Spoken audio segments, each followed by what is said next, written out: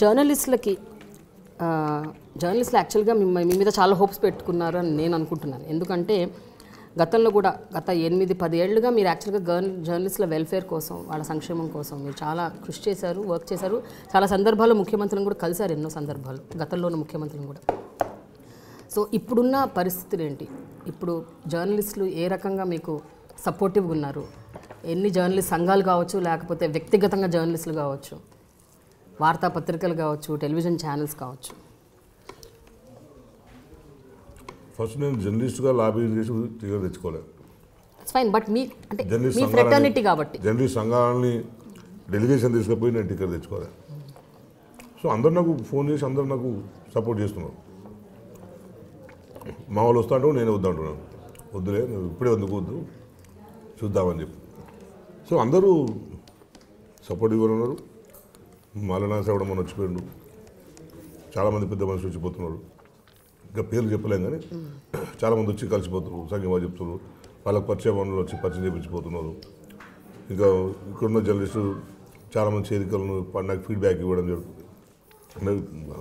ఇక్కడున్న జర్నలిస్ట్ కాబట్టి బ్రహ్మాండంగా నాకు సపోర్ట్గా ఉన్నది. ఫీడ్బ్యాక్ ఇవ్వడంలో నాకు వాళ్ళు బాగా సహకరిస్తున్నారు. ఏముంది ఎక్కడ ఏముంది అంటే నాకు సహకరిస్తున్నారు.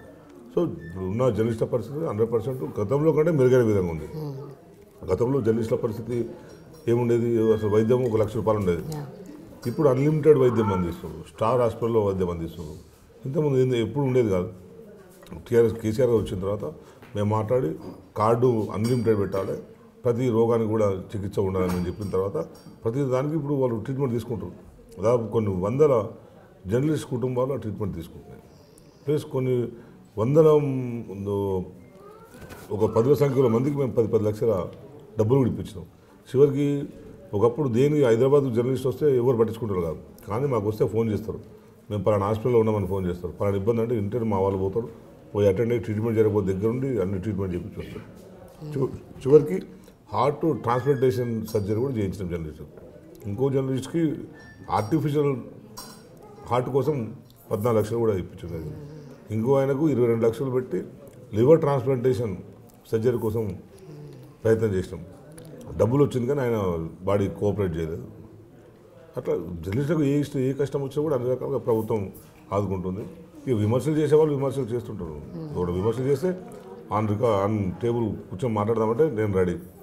అప్పుడున్న ప్రభుత్వాలు ఇప్పుడు ప్రభుత్వం జర్నలిస్టులకు ఏం చేసింది అని చెప్పడానికి బ్రహ్మాండంగా అప్పుడున్న ప్రభుత్వాలు ఇప్పుడున్న ప్రభుత్వాలకు 100% మెరుగైన సేవలను అందిస్తుంది ఈ గవర్నమెంట్. అది దానికి మేము కూడా కృషి చేస్తున్నాం కనుక, లాబింగ్ చేసి మాట్లాడి చేస్తున్నాం కనుక అన్ని రకాలుగా జర్నలిస్టులు అవైల్ చేసుకుంటాను.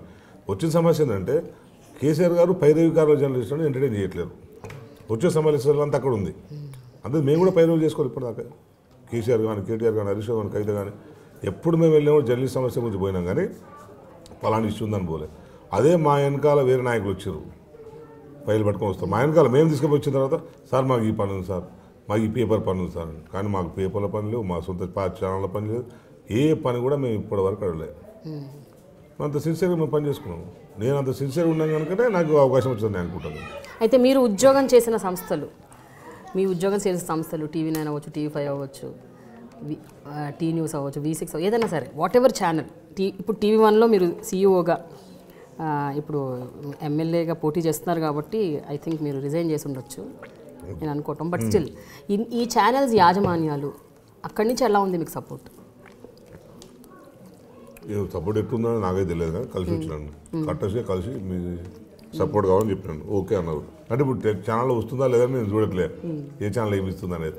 అంటే ఇక్కడ జనం ఇంపార్టెంట్ కదా, అంటే ఛానల్లో ఇస్తుంటారులే, వాళ్ళ సపోర్ట్ కూడా ఉంటుంది. ఎట్లయినా ఏదైనా ప్రాబ్లం ఉన్నప్పుడు మాట్లాడతాం. ఇప్పటివరకైతే అందరూ సపోర్ట్ చేస్తున్నారు అనుకుంటున్నాను. అంటే నాకైతే నెగిటివ్ చేయరు కదా, నాకే వాళ్ళు డబ్బులు పంపకపోయినా పని కట్టుకొని చేయరు కదా నాకు. సో నాకు అందరు కూడా సపోర్ట్ చేస్తారు. చాలా అన్ని ఛానళ్ళు, నేను పనిచేయని ఛానళ్ళ చైర్మన్ MDలు కూడా మాట్లాడి సార్ మీ బ్లెస్సింగ్స్ కావాలి, ఎట్లా కావాలి, గో హెడ్, నువ్వు గెలిచే రావాలి, జస్ట్ కలుస్తానంటే ఫోన్ చేస్తే వాళ్ళు పాపం వాళ్ళు వద్దులే, నువ్వు ఎందుకు, నువ్వు గెలిచిరా, మేము ఉన్నాం కదా అని చెప్పడం. సో ఎంటైర్ జర్నలిస్ట్ కమిటీ అయితే హ్యాపీగా ఉన్నారు. ఇంకా నేను పనిచేసిన మేనేజ్మెంట్లో అయితే ఇంకా హార్ట్ఫుల్గానే ఉన్నారు. అప్పుడప్పుడు ఫోన్ చేసి మాట్లాడుతుంటారు, ఎట్లా జరుగుతుంది మెసేజ్ పెడుతుంటారు.